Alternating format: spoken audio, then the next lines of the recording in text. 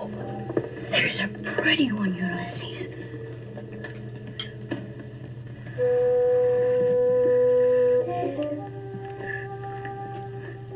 There it is.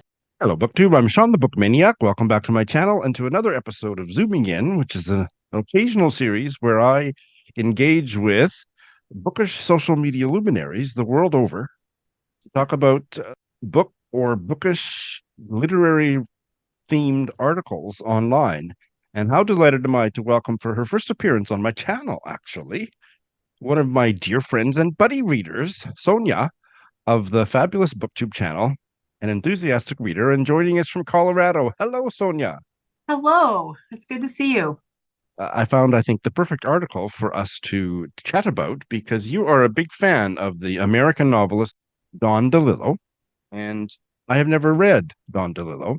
The bookish journal called Book Forum, apparently there was a big hullabaloo when it went bankrupt or whatever in December of 2022. And then it came back in August of 2023 with a new partner, The Nation magazine. And this was in their very first issue after their resurrection. And it's a lengthy, I would say it probably a 30 to 40 page article about Don DeLillo's novels. It's called Shocks to the System.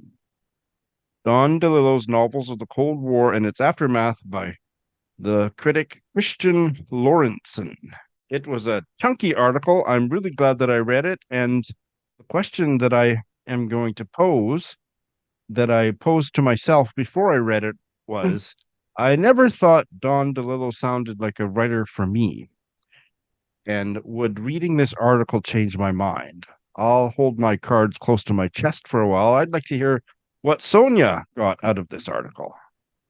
Well, it was very comprehensive, and it covered the whole gamut of all of DeLillo's books, I think. But the thesis of the article basically is that his early novels were okay. His mid novels were what was important, like the novels that cover the whole universe of America in 50 years or so, and that those are the key novels. And that all of the other little novels he wrote are the novellas after Underworld, which is like his, I think, as everyone would say, is like the best book that he'll ever write.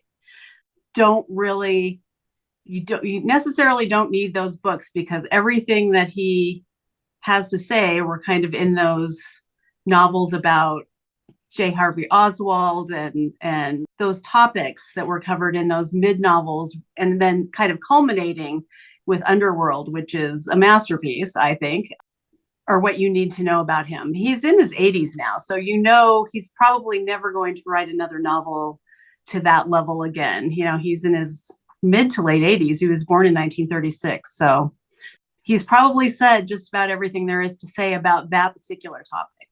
I agreed with the article. I think I have to say I'm not a completist. Like, I haven't read every single novel that he's written. But I've read Underworld, White Noise, and then I did read a bunch of the novellas that were post 9/11, which are kind of talking about big themes like nuclear destruction and the fears that we have in the post 9/11 realm. So I did agree with the article that if you just wanted to read one novel, you could just read Underworld and that would be enough.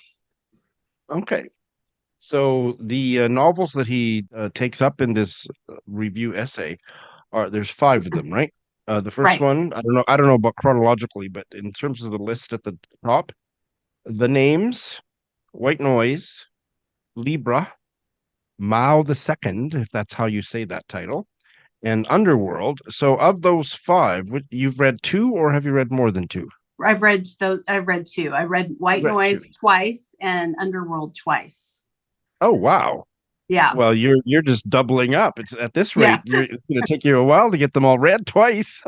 I read Underworld the first time, just kind of right, I think in 99 or something. And I just read it and I thought, oh, this is good. But then I read it again with a couple of people 10 years later and close read it and took notes and really thought about it. And it just really culminated in this great experience.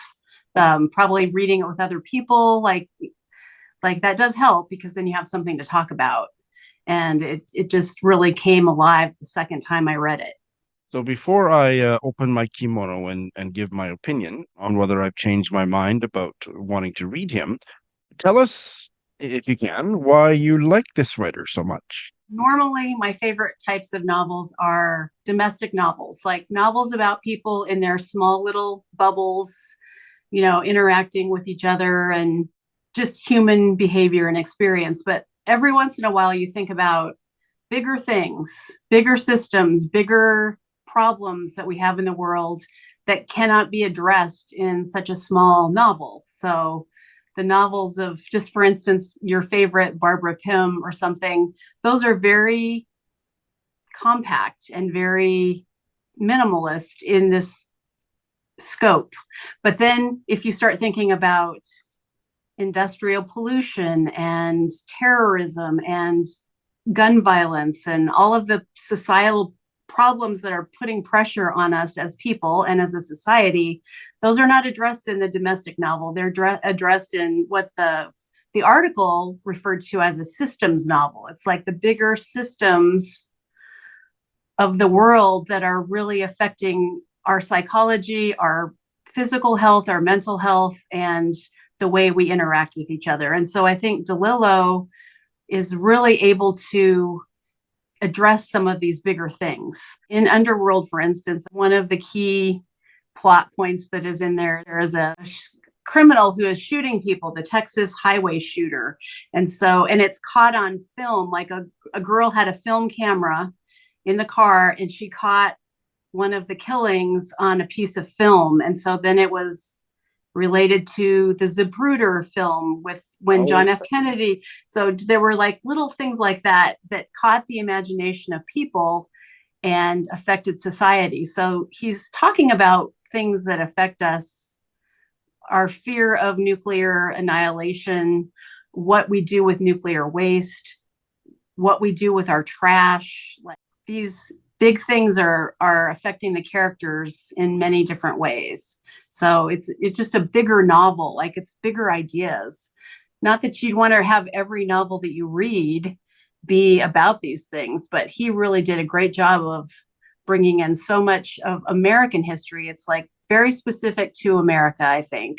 So that might be myopic in a way, but he really distilled all of the problems that are happening in America and the things we really should have been working on all this time and didn't and won't probably. So there's a existential dread going all the way through it. One of the things that really I appreciated in this was just a tiny little detail about the inspiration for Underworld, which was it's based on that true mass shooting, one of the first mass shootings in U.S. history, where the guy eventually, after killing his wife and his parents or parents-in-law, he goes up to that tower at the university, Texas University, and just randomly picking people off in about the 1960s.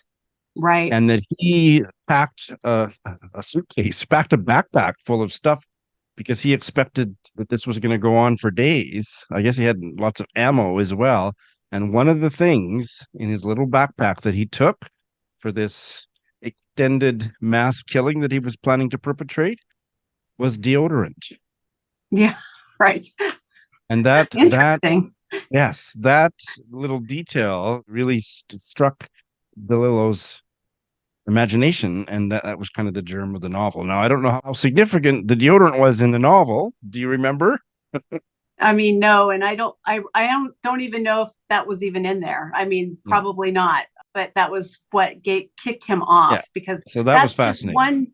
That's just like one teeny tiny part of this giant novel with many, many characters and scenarios. It covers the Truman Capote black and white ball. It talks about J. Edgar Hoover and all of his strange things that compelled him to be such a vile character, and also just very complicated and very complex. And there's a nun who is treating AIDS patients. And there's just such a gamut of different scenarios kind of interwoven with the story of the main character that it gives you a huge scope of experience during I think it was 1951 through about 1991. It covers a lot of decades and it goes backwards in time. So it starts in the present and then kind of the story works its way backward. It's really interesting structure.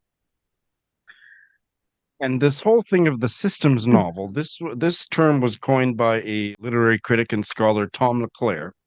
Mm-hmm. And this article goes into great detail summarizing it and then gives us a précis of it, which I think was enough for my little brain. So Right. the simple version of it is there's 5 points to systems theory, the systems theory of the novel. 1, there's too much information. 2, science is inescapable. 3, the scale of things is incomprehensible. 4, any one person's perceptions are limited. And finally, 5, oh no, there's 6. I'm sorry, there's 6. 5, the human need to see things whole. And 6, how impossible that is. The impossibility of mastery, even when it's the artist's duty. Right.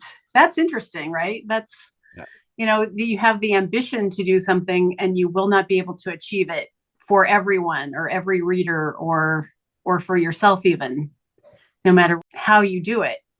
One thing I took from this article, which will lead me into soon revealing my answer to the question, is that the protagonists they're kind of powerless and they're kind of at the whim of these larger social forces. Is that a fair description? Yeah, I think that is, but it also doesn't erase free will, because at the heart of some of this novel is a crime, there's adultery, there's a lot of things that people do. And I don't think he's saying that we have to do these things because of these greater forces. I think he's just saying these greater forces are here. We need to pay more attention to them. But I mean, we're still responsible in a sense for our own experience too. I felt like the characters very much had their own ability to make their own choices too. Would you say that his novels, the ones you've read, are they depressing? Yes, I'd say yes. Yeah, there are elements. Well, in White Noise, for instance, that's a satire. So I mean, it's funny. So that one's not as depressing, but I would say Underworld is. And then I would say the novellas that were post 9/11, especially one about cryogenics, about ultra wealthy people trying to figure out a way to preserve their bodies after they die, even though the whole world is falling apart. That was really depressing. I mean, I feel like after 9/11, there are smaller novels, but they're more cynical, probably. Yeah. I'm not sure that I'm convinced that he's going to be a writer for me, but I'm open to trying one because I really love the writing. There was a few excerpts, fairly long passages excerpted from a couple of his novels, and I thought the writing was breathtaking. So it would probably be good for me. I kind of feel like it would be like literary cod liver oil. I should really try it. It would be good for me. And perhaps the one I should start with, but this is where I'd like you to give me some guidance, would be the one that you love so much. It's shorter, is it not? Oh no, Underworld? No, Underworld is not short? Okay. it's about almost 1,000 pages. No, it's Oh my very, very God. long. Oh, Here, I'll show well you. then. It's like it's huge. Oh, yes, I've seen it. I've seen it in Yeah. bookstores. And it's interesting because it came out in 1997, but it has the Trade Center on the cover. I mean, this was the original cover, and it has nothing to do with 9/11 because it happened before, but it was just kind of a weird coincidence, right? No, it's very long, Well, then, so I would say no. you know my reading taste very well. Yeah. Do you think I should try him? And if so, where should I start? Maybe start with a novel that's about Lee Harvey Oswald or something. I think they're much shorter and that about one is more about that's Libra. And I have been fascinated by the JFK assassination since I was about 13. So that might be a good one.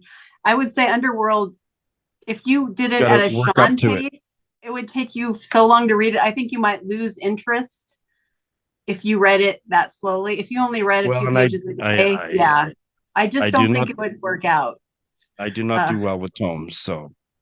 But I do suggest maybe reading the prologue, which is 60 pages, and it's about the baseball game that's the inciting incident in 1951 for the entire book. And it's, if you just wanted to get a feel for what it's like without reading the rest of it. That's right. I remember. And then the boy who catches the ball, it goes on from there, and he owns the ball. And then what happens to the ball kind of Okay, right. That's right. That's right. That's right. Yeah. What happens to the And ball over history? now, one thing that I really did take away from this is a new thought for me, and it must have been in the comments on Libra, was about paranoia being connected to the deep primordial aspect of our psyches Mm-hmm. that is connected to religious belief. Right. And that just was like a wow, that's fascinating. Yes, that makes sense. That absolutely makes sense. Yeah, and it seems to be like at the core of all the things that are happening to us right now, which are much worse than, I mean, in my opinion, what's happening all over the world right now is much worse than happened in this book, or could even have been imagined. So paranoia is at the key of so many movements and conservative takeovers, and now book bannings and anti-trans, everything that's happening kind of, I think paranoia could be at the key, mixed with religion, to a lot of those things. I was interested that there was a very brief mention that he actually started writing short stories, and there's not much, there's nothing said about them. Have you read any of his short stories? I haven't. I did not know that he wrote plays. It said plays and short stories, and I had no idea. No, I'm not familiar with those at all. It seems like this particular critic, Christian Lorentzen, didn't have much use for them, or he would have given them a little bit more space in the essay. But I do well with short stories, so I might hunt one of those up first. People that are interested in DeLillo, check out the article, because it's really well written. It's very long, but I had no trouble. Like, it wasn't boring. It was well done. So, and Book Forum is back. If you didn't know, I wasn't really aware of Book Forum at all. It wasn't on my radar, but it's back. And Sonya, thank you so much for chatting with me about Don DeLillo. Thank you, Shawn. I appreciate it.